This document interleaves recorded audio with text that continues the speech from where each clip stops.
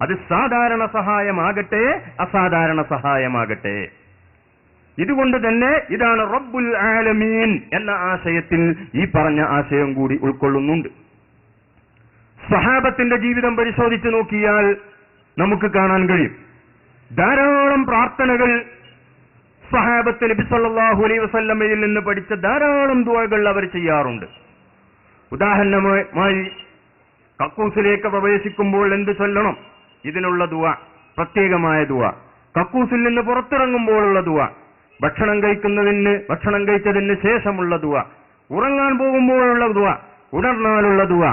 ഇങ്ങനെ ഒരാളുടെ നിത്യജീവിതത്തിൽ വരുന്ന ധാരാളം ദുആകൾ നബിയിൽ നിന്ന് പഠിക്കുകയും സഹാബത്ത് അത് പ്രാവർത്തികമാക്കുകയും സഹാബത്തിനെ തുടർന്ന് താബിഈങ്ങളും അത് പ്രാവർത്തികമാക്കിയിട്ടുണ്ട്.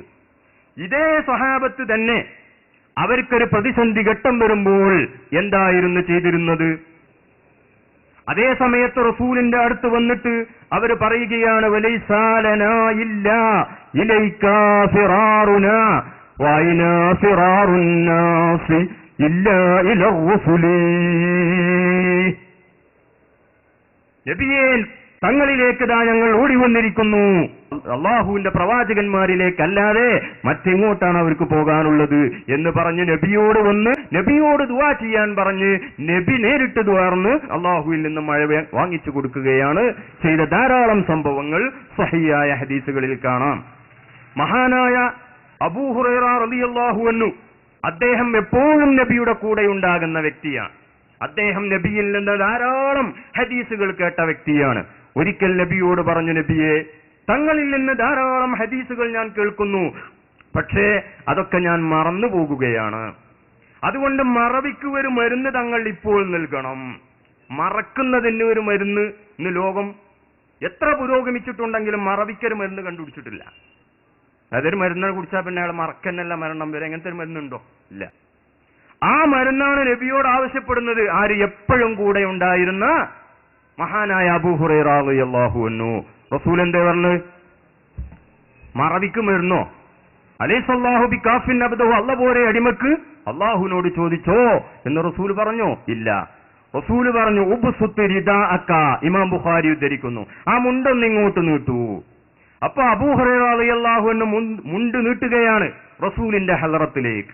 റസൂൽ എന്ത് ചെയ്തു? 3 പ്രാവശ്യം ഇങ്ങനെ വാരിയിട്ട് ഈ മുണ്ടിലേക്ക് ഇട്ടു. എന്താണ് വാരുന്നത്? വാരിയിട്ട് മുണ്ടിലേക്ക് ഇട്ടിട്ട് ഫളുമ്മഹു, അതൊന്ന് കൂട്ടിപ്പിടിച്ചോ എന്ന് പറഞ്ഞു. അപ്പൊ മഹാനായ അബൂ ഹുറൈറ റളിയല്ലാഹു അൻഹു ഈ മുണ്ടിൽ ഒന്നും കാണുന്നില്ല, അതിങ്ങനെ കൂട്ടിപ്പിടിക്കുകയാണ്. അതിന് ശേഷം അബൂ ഹുറൈറ റളിയല്ലാഹു അൻഹു പറയുന്നു, ഫമാ നസീതു ബഅദഹു ശൈആ, ഇത് ചെയ്തതിന് ശേഷം യാതൊന്നും ഞാൻ മറന്നിട്ടില്ല. മറ്റൊരു സഹാബി കുതിരപ്പുറത്തിൽ നിന്ന് വീഴുന്ന പ്രശ്നം, യാത്ര, എപ്പോഴും യാത്ര, അന്ന് പ്രത്യേകിച്ചും യുദ്ധമായതുകൊണ്ട് എപ്പോഴും യാത്ര ചെയ്യേണ്ടി വരും. ഞാൻ കുതിരപ്പുറത്തിൽ നിന്ന് വീഴുകയാണ് നബിയേ എന്ന് റസൂലിനോട് ആവലാതി പറഞ്ഞപ്പോൾ റസൂല് അദ്ദേഹത്തിനെ ഒന്ന് കൊട്ടി അദ്ദേഹത്തിന് വേണ്ടി ദുആ ചെയ്യുകയാണ്. ഈ വ്യക്തി പിന്നെ കുതിരപ്പുറത്തിൽ നിന്ന് വീണിട്ടില്ല.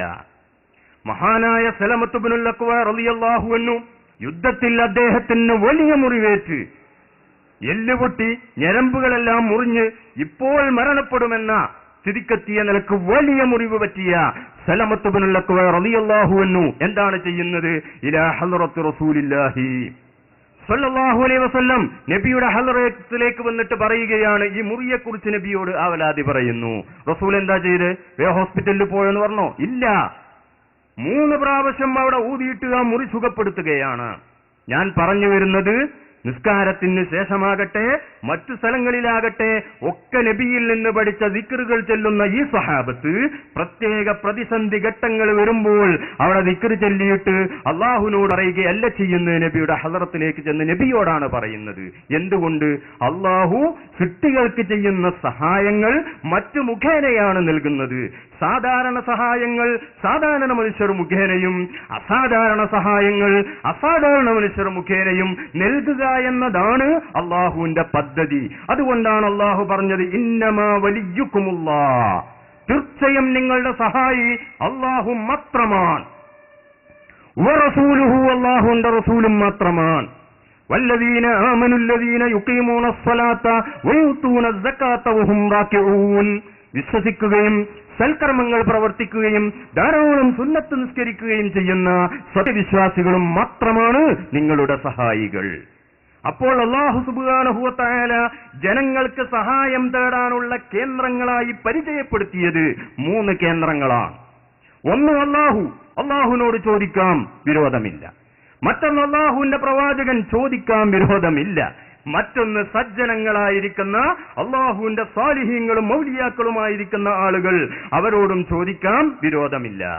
മഹാനായ ഇമാം ഫഖ്റുദ്ദീൻ റാസി റഹ്മഹുല്ലാഹ് അദ്ദേഹത്തിന്റെ തഫ്സീറിൽ പറഞ്ഞത് കാണാം, ഒരു വലിയിൽ നിന്ന് പ്രതീക്ഷിക്കപ്പെടുന്ന ഗുണങ്ങൾ 2ആണ്. ഒന്ന് ഉപകാരങ്ങളൊക്കെ വലിച്ചുകൂട്ടുക, മറ്റൊന്ന് ഉപദ്രവങ്ങളൊക്കെ തട്ടിക്കളയുക. ഇനി സ്വഹാബത്തിന്റെ ജീവിതമെടുത്ത് ഞാൻ ഉദാഹരണത്തിന് വേണ്ടി പറഞ്ഞതാണ്.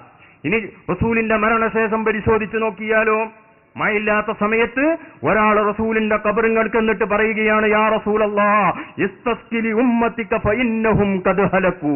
ഇത് വഫാത്തിന് ശേഷം. ഞാൻ നേരത്തെ പറഞ്ഞതൊക്കെ ജീവിതകാലത്താണ്. വഫാത്തിന് ശേഷം ഖബറിങ്ങൾ ചെന്നിട്ട് മഴയില്ലാത്ത സമയത്ത്, ജീവിതകാലത്ത് മഴയില്ലാത്തപ്പോൾ റസൂലിന്റെ അടുത്തേക്കാണല്ലോ പോയത്.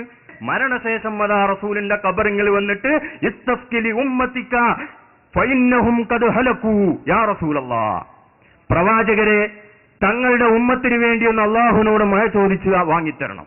കാരണം ഫഇന്നഹും ഖദ് ഹലകൂ, അവരൊക്കെ മഴയില്ലാതെ ബുദ്ധിമുട്ടി നശിക്കാനടുത്തായിരിക്കുന്നു, നശിച്ചിരിക്കുന്നു, അതുകൊണ്ട് മഴ വേണം എന്ന് പറഞ്ഞ് റസൂലിന്റെ ഖബറിൽ പോയി റസൂലിനോട് മഴ ആവശ്യപ്പെടുകയാണ്. സ്വഹീഹായ ഹദീസിൽ വന്നിട്ടുണ്ട്. ഇത്രയും സംഭവങ്ങൾ ഉണ്ടായിരിക്കെ ഇതിൽ നിന്ന് നാം മനസ്സിലാക്കേണ്ടത് എന്താണ്? ഈ സഹായങ്ങളൊക്കെ നൽകുന്ന അല്ലാഹു തന്നെയാണ്. ഒരു പിതാവ് തന്റെ മകനോട് പറയുകയാണ്, എന്താ പറയുന്നത്?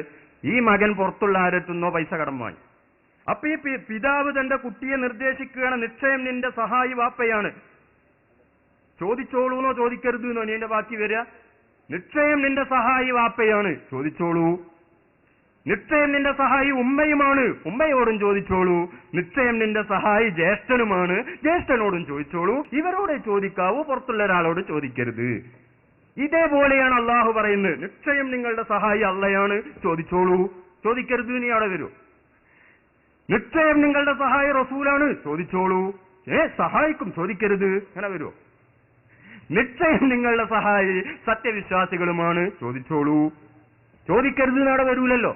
സഹായിക്കും, ചോദിക്കാൻ പാടില്ല. ഇങ്ങനെ ഒരു ആയത്ത് ഖുർആനിൽ പറയില്ലല്ലോ. പിന്നെ എന്ത് ഖുർആൻ അങ്ങനത്തെ ഖുർആനാവുള്ളൂ? അതുകൊണ്ട് ചോദിച്ചോളൂ എന്ന് തന്നെ. അതാണ് സഹാബത്ത് ചോദിച്ചത്.